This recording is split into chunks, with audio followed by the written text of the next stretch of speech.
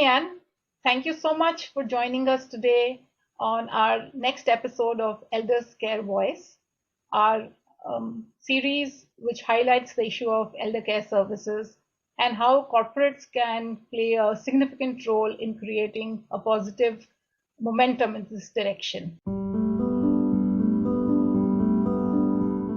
As a HR leader and as an individual, as a daughter, what I would like to understand is how do you really look at this entire concept and thought of having a senior care ecosystem in our community?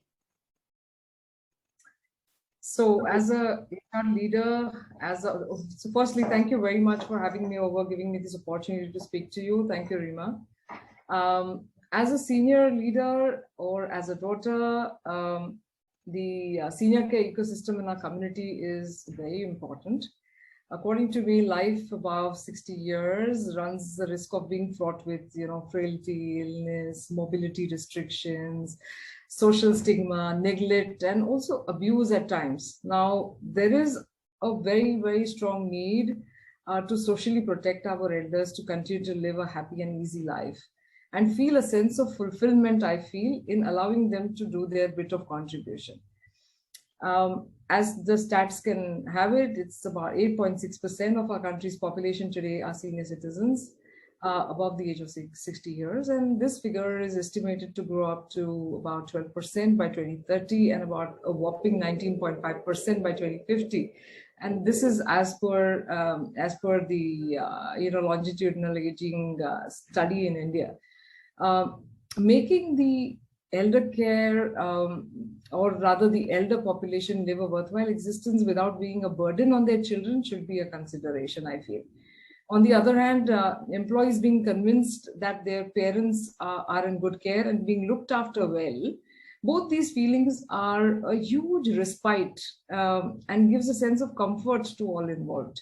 So by providing a support such as elder care, you not only substitute your presence, but are willingly outsourcing the responsibility in able hands, as you are unable to be present everywhere at the same time, is what I feel.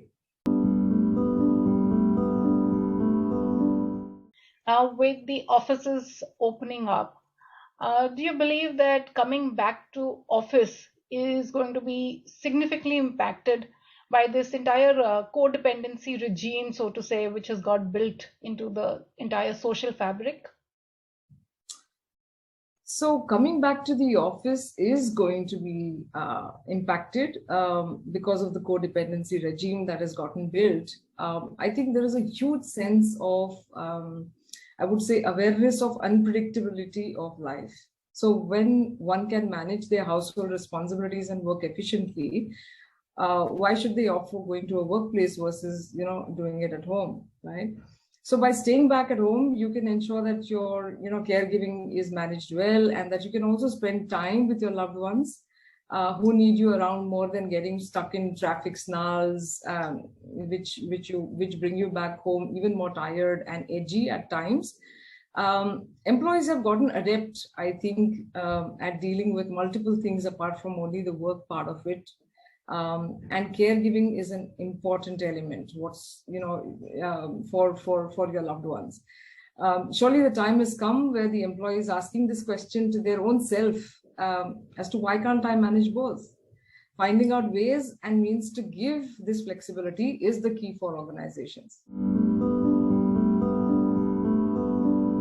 As an HR leader, you would have come across many instances where employees have had to take alternate decisions related to their career opportunities, related to larger roles in other locations, because they are the primary caregiver for their parents or their in-laws.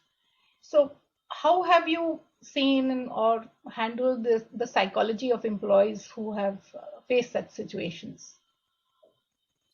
So I think balancing a career with elder care responsibility is in itself quite a responsibility, and it can be draining.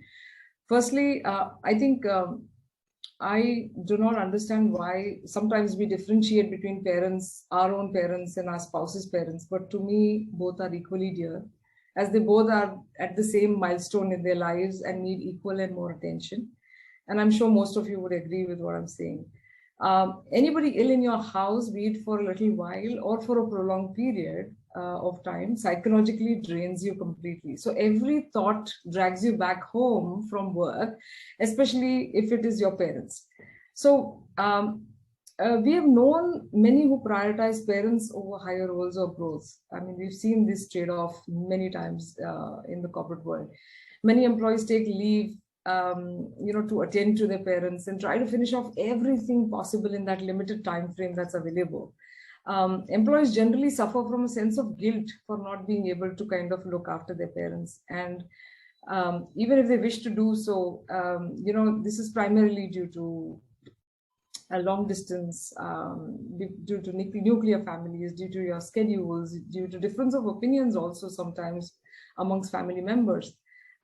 This surely gives birth to a guilt complex and can also lead to feelings of depression, stress, including loss of sleep or loss of interest, fatigue, difficulty in concentrating, social withdrawal symptoms.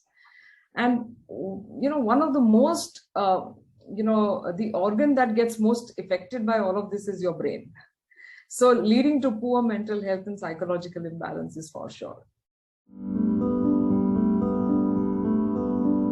In your view, how should corporates in India look at elder care?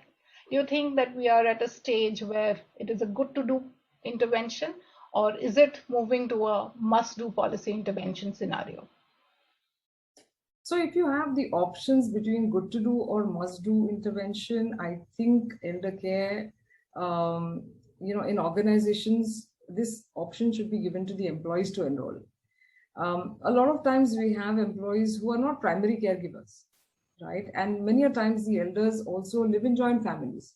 So this is more required by those whose parents are living away from them on their own, either in the same city or in another location with minimal supervision. So this can also be a boon for girls or women who do not have siblings and are away and busy in their marital homes. This is like something that they can grab and enroll very easily. Somebody who could be closer to their parents, looking after them. What more can you want? And there are very few outfits that provide such services across the nation today. Mphasis is very happy to have initiated such a service for our employees under the ElderCare program, but I think we must encourage service providers to do more and increase their network with partners so that these services can be extended even in smaller cities and remote villages. I'm sure many of the employees would endorse these services after having used them.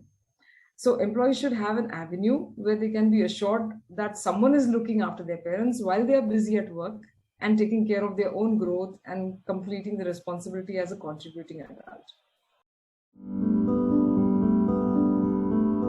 Every organization takes interventions with certain output measures that they have in mind. So while this is something that can help employees, now as a HR leader, what would really be the matrices that you feel will really determine the ROI of such kind of elder care interventions in your organization? I think there's a huge ROI for a program such as this. Apart from the psychological stress, depression, mood swings, resentment that we just spoke about, directly contributing to your health deterioration, which we discussed, there are other things that also get impacted, such as missed time at work, right? Loss of pay or income because of caregiving, cutting back, your contributing hours at workplace. These factors can be reversed, and the organizations can benefit from having a totally focused and productive employee at work who at the back of his or her mind is convinced that someone is looking after their responsibility, which is their parents, while he or she is going about doing their part of contributing to the workplace.